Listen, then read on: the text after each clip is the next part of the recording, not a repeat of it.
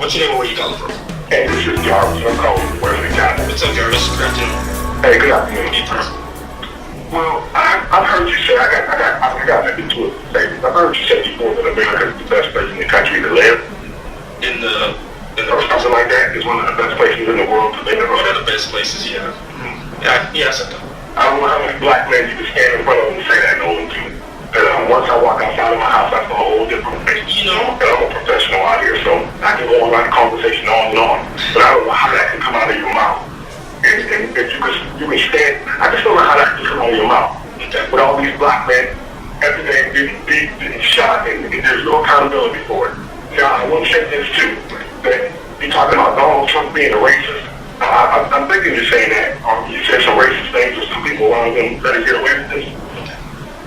Well, I just want to say, you might be right about that, Nolan, but what do you think about a man that spent 8 years in office and didn't fight for black people for 8 years?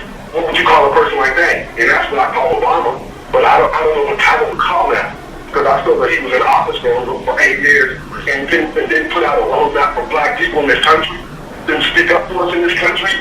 He went with the LGBT community, and I have no problem with that. He fought for a lot of things. But when you look at the black men in this country still walking around today, nervous and scared, and any contact with police, we don't know if we're going to come out of it alive or not. And then to hear you say this is one of the best countries to live, I just upset me when I hear you say that. Okay. And I want to call it offended because I thought I heard both you say it too one day. No, Jarvis. I really come from a professional family. Jarvis, we have a few minutes, but let me. Father was professional, but I come from a professional family too. The same as black people has ever felt is when they're in uniform. The same as black people has ever felt is when they're in uniform. So Jarvis, I just want to real quick and respond to you. I wish I took this call a little earlier so that we can have an open dialogue about this. I'll tell you this. I would call you earlier. Yeah, there's no perfect utopia out there. And I'll tell you this, I'm somebody that was born in Africa. And I'll tell you there's no perfect utopia out there. The struggle of the black people is a global thing. It's not just an American thing. And I'll tell you, you are absolutely right in your outrage when you talk about being dangerous. Yes, it is dangerous. And the fact is, we act responsible for making this a better place for everybody else. Yes, it is one of the best places for us to live, but not the perfect place for us to live. There's a big difference. Not saying I endorse everything. And when we talk about police brutality, everything else that's happening. Look, there's the Waffle House shooter. How can this be one of the perfect places to live when you walk out? No, I said perfect. That's automatically eliminates that statement. This is one of the best places to live when you walk outside of your house. But Jarvis, do you have an alternative that's better? You said, what is an alternative? Do you have an alternative that's totally better in terms of like throwing out the paper with the back wall? I'm the only one that lived around the country too. I lived in a couple places where it was very peaceful. But I happen to be from the United States where I wanted to come back and make it better too. We can't talk about this on another. Hey Jarvis, please make sure. And I would never say to no black man, this is one of the best places in the country for you to raise your family. No, I said best places in the world. You do anything. Best places in the world, not country, right? Best places in the world, right? Is that what we're talking about? I hear what you said. One of the best places in the world to live, right? Yeah, that's what I heard you say. That the United States of America is one of the best places in the country. So promise me you're gonna call back next Wednesday and we're gonna talk about this. Promise me, Jarvis. I promise you. Okay, thank you very much, Jarvis. Okay, thank you. All right, thank you. I am so sorry we're running out of time right now, but yes, I do like conversations like that. I do appreciate that. I'm so sorry I couldn't get to all the calls out there, and hopefully we're able to continue to dialogue back better than ever next week Wednesday. And yes, I do believe the United States of America is one of the best places in the world to live, but at the same time, it's not a perfect utopia, especially for you black men in this country. So I do appreciate Jarvis calling, challenging me on the lead, to be available, and call back next week Wednesday.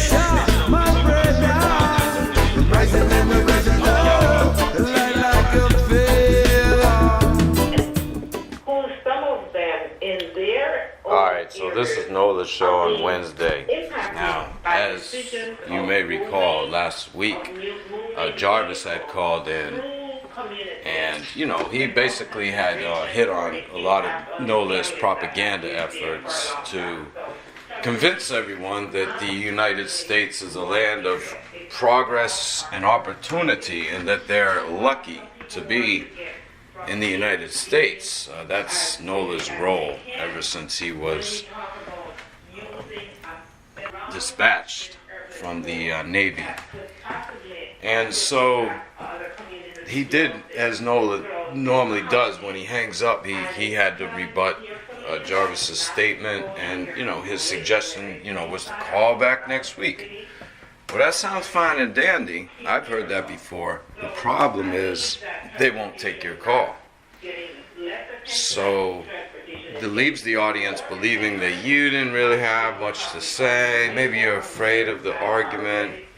You see, using technology and having the horn to be able to bully people is an advantage to certain people. They're able to leverage their position to make themselves appear superior to others. And I suppose that's their goal. So here we are this week. The topic is not on whether the United States is great, it's on local community. This is how this operation functions, is that they skip around. They could easily have each host designated to certain topics or certain areas of topic. Instead, they just mix it all up in a big bag, and so that when the conversation actually gets going towards something, of substance, they change the topic. And very rarely do they allow for the community to actually give adequate input.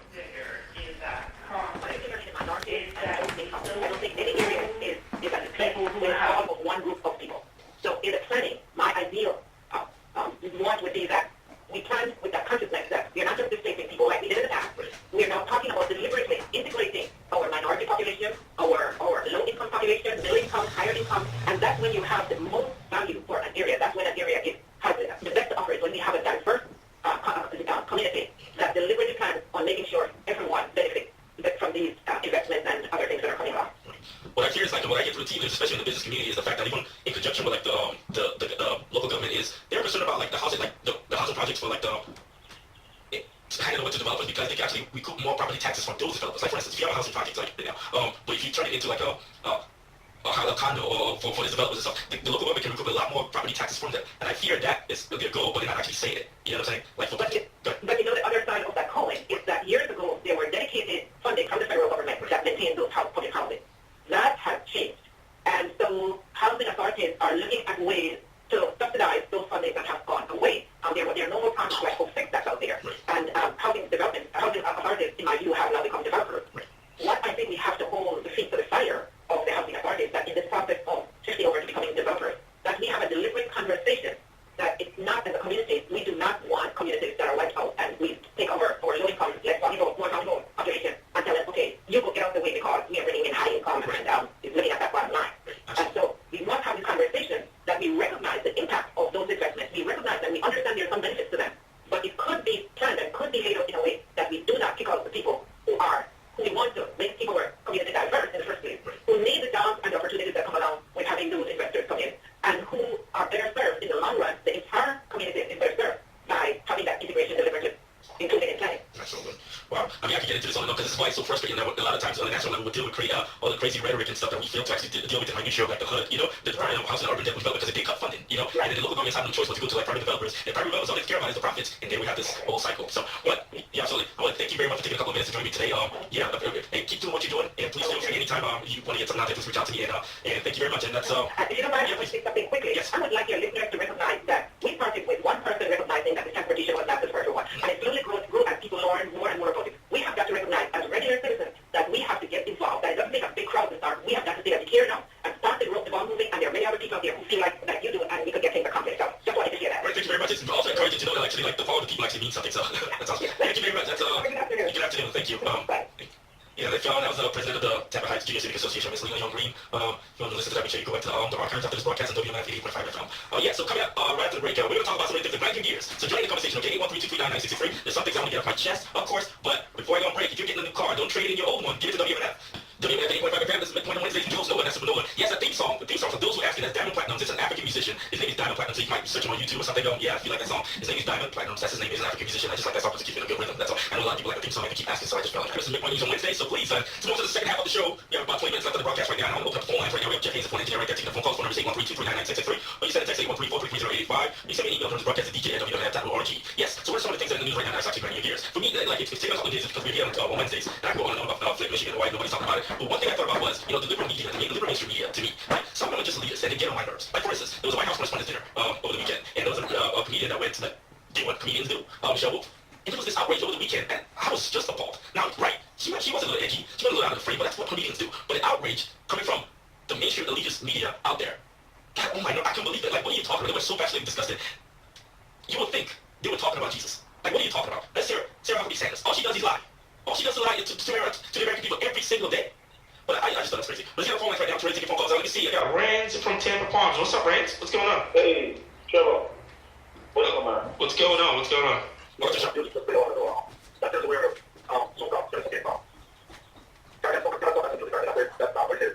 Oh, yeah. Oh, yeah, absolutely. Absolutely. No, I mean, I know, like, Rob has done a few shows about heart, and yeah, so, yeah.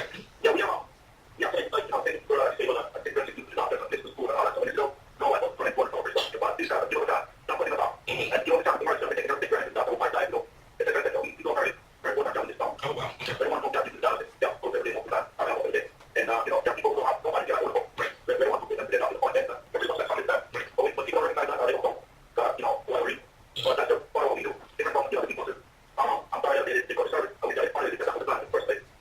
Where you getting funding from?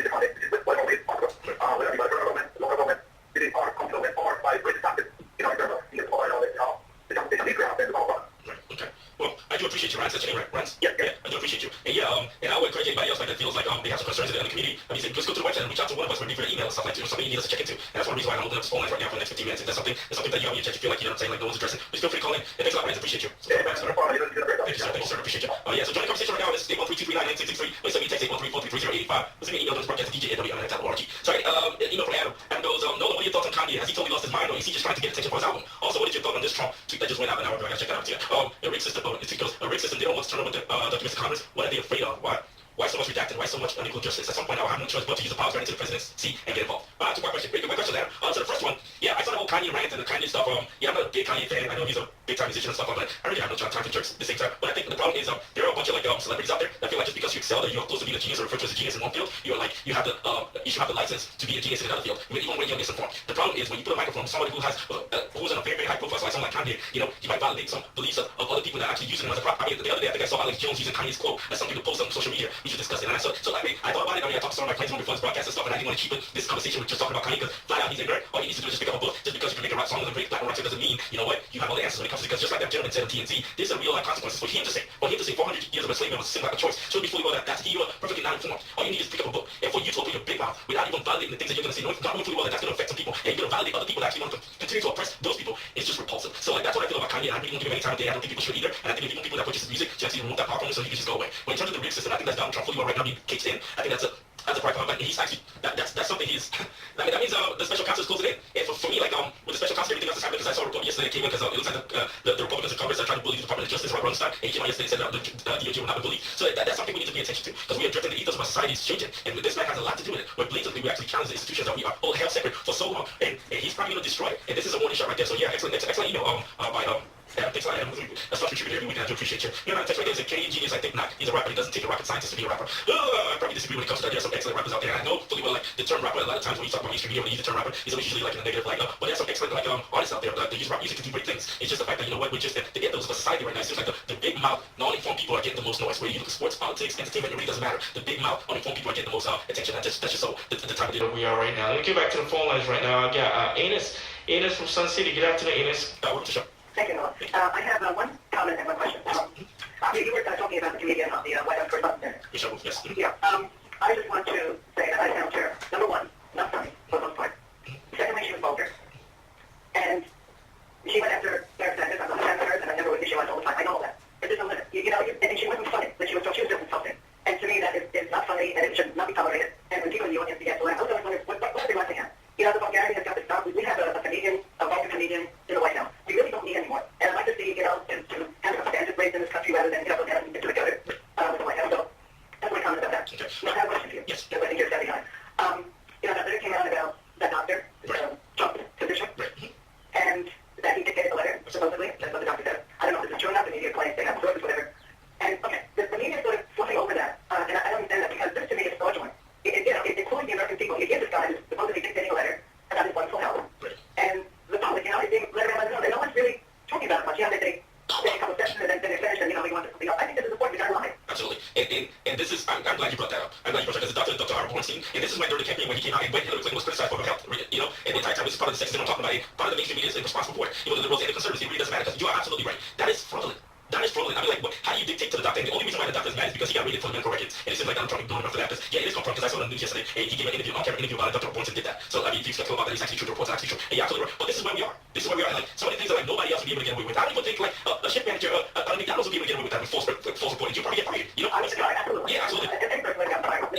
Yeah, but instead, what we have Republicans in Congress actually putting pressure on the Department of Justice to try to cover for Donald Trump. This is where we are right now. And yes, even on the news yesterday, mainstream media, they spent a whole block, maybe about 15 minutes on talking about the psyche of Kanye West. Now, yeah, I would think, you know, talking about a doctor for all the reasons and making sure like so many things are weird. Even when we talk about comedian, yes, that is about taste. You're absolutely right. You have the right to say, okay, she's not funny. But for the hypocrites out there that usually go out and talk about for a liar in the White House, turn around and start going after a comedian, to me was the height of the hypocrisy and was disgusting. For the liberal media to actually follow suit was to me what I thought was disgusting about it. But you're absolutely right. I love this phone call. And I appreciate you. And hopefully get to hear from you more and more. You will. Thank you. And thank you for your time. Thank you. See if I can pull right now. I got a mic from Braden say, hey, Mike. Good afternoon, Mike. Welcome to the show. Hey, no, great show as always. I would like to respectfully disagree with the next lady that was just on. I mean, comedy is in the eye of the beholder, just as beauty is. I thought Michelle Wolf was funny, and I find it interesting that the real snowflakes are the Republicans. I mean, you've got what is essentially the most vile man, the most vile person to ever occupy the Oval Office in my lifetime, at least. And these people are upset about a joke over some eyeshadow. I mean, it's really, it's ridiculous. And actually, this is all the same thing with Kanye. It's all just distractions from the constitutional crisis that's getting ready to happen. And all of us progressives and liberals, we need to start organizing and getting together and figuring out what we're going to do if the worst case scenario for the situation unfolds, which is what I'm scared of. Interesting. Thank you very much, Mike. Appreciate you, Mike. Thank you. Thank you. And yes, I mean, like, for the show Wolf stuff, I mean, like, it's a taste thing. If you think she was funny, that's great. If you think she wasn't funny, that's great. But the fact that the hypocrites out there, I mean, it seems like she had no right to say what she said. When fully well, you've been patronizing somebody who's been saying worse things that affect your lives every single day, and you're not even half as outraged as that. I want you to be outraged about stuff happening to Michigan. How about that? You know, I want to be outraged about a police officer that did something fully well on video that shouldn't have gotten away with it. How about that? You know, but you want to be outraged about a comedian, and that was sick to me. And it showed fully well because it was all over social media even before you broke through on the mainstream news. You should have seen you thought it was a dimensional crisis or something. It was ridiculous. Let's get I guess some text message right here. I believe Tarek B. knows I have the perfect guess for history lesson for show. Times Tarek B. Oh, interesting. Oh, great. Let's get back to the phone lines right now. I got Illy from St. Pete. Good afternoon, Illy. Good afternoon, Illy. Welcome to the show. Hello, yeah. That's super cool.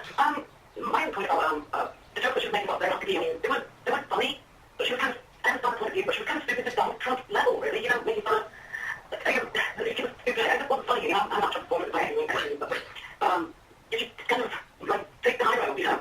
Anyway, that's what I was saying. All right, I appreciate you. Real question before you actually hang up. You said take the high road. And you ever have conflicted sometimes because I mean, like, sometimes when I look at, like, how far this man has gotten with not taking the high road, do you fear sometimes that, like, taking the high road is never going to win? I mean, I believe in human nature, and I think taking the high road is the only way to go. And when you're super his level, and I can tell I was just like, when I think they were groaning, like, come on now. Yeah, it was a little tough. It was tough. I was tough. She could have been some lady or anything, you know, come on. Interesting. Yeah. I appreciate your opinion. Thank you very much. Thank you very much. Yes, I mean, that's why. I mean, that's why I like this platform, because I mean, like, you can express your opinion if you like it. You know, that's great. That's why we have a WMF 8.5 FM right here. You know, we always take her. Let me take out my buddy over here. What's up, Eli? Good afternoon, Eli. Welcome to the show. Real quick. Hello. Hello. Is he there? Hello, Levi. Good afternoon. Welcome to the show. No. All right, let's move on to Mark. Hey, Mark. Good afternoon, Mark. Mark from Valrico. Welcome to the show, Mark. How you doing, Noah? What's going on? I just want to say, the comedian, Michelle Wolf, wasn't being funny. She was telling the truth, which is the humor here. Just the people who got out here and supposedly tell us the truth, but we know we're lying. Right. And she's a comedian, supposed to make fun of things. And she was telling the truth, and that's what hurt. And I love her for it. Have a great day. Thank you very much. That's Mark from Valrico. And that's the point that I was a little upset about, because I was like, okay, it's one thing you think, okay, she's not funny, which is fine. You can think so hard. I know so many things because I don't think funny. But to say she had no right to say what she said when she was actually speaking of her truth, when she gave her truth speaking into comedy, I can understand that. I felt like the mainstream liberal elitist media, you know, missed the boat on that. You know, start your phone line right now. John from Luke. Hey, John. Good afternoon, John. Welcome to the show. Hey, good afternoon. Thanks for taking my call. Hey, as far as the comedian, I don't understand why people don't understand that a comedian's job in roasting is to be outrageous, and especially considering how outrageous the current administration is. She didn't go anywhere nearly far enough. She needed to be far more outrageous. But I just don't understand why people think, oh,